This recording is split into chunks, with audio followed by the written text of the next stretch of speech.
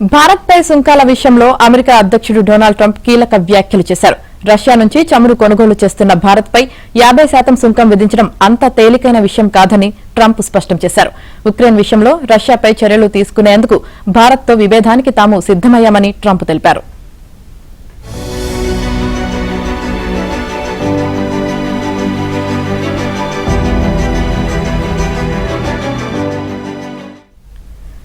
భారత్ రష్యాకు అతిపెద్ద చమురు వినియోగదారుగా ఉందని, ఆ దేశం నుంచి చమురు కొంటున్నారన్న కారణంతోనే భారత్పై 50% సుంకం విధించానని ట్రంప్ చెప్పుకొచ్చారు.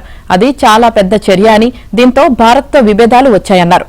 అయినా తాను ఆ చర్య తీసుకున్నానని, ఇలాంటి ఎన్నో పనులు చేశానంటూ ట్రంప్ ఓ ఇంటర్వ్యూలో పేర్కొన్నారు.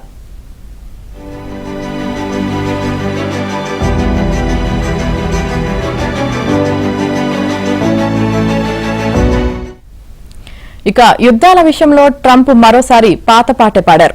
అమెరికా అధ్యక్షుడిగా రెండోసారి బాధ్యతలు చేపట్టిన తర్వాత భారత్ పాక్ ఘర్షణ సహా ప్రపంచంలోని వివిధ దేశాల మధ్య 7 యుద్ధాలను తాను నివారించినట్లు ట్రంప్ తెలిపారు.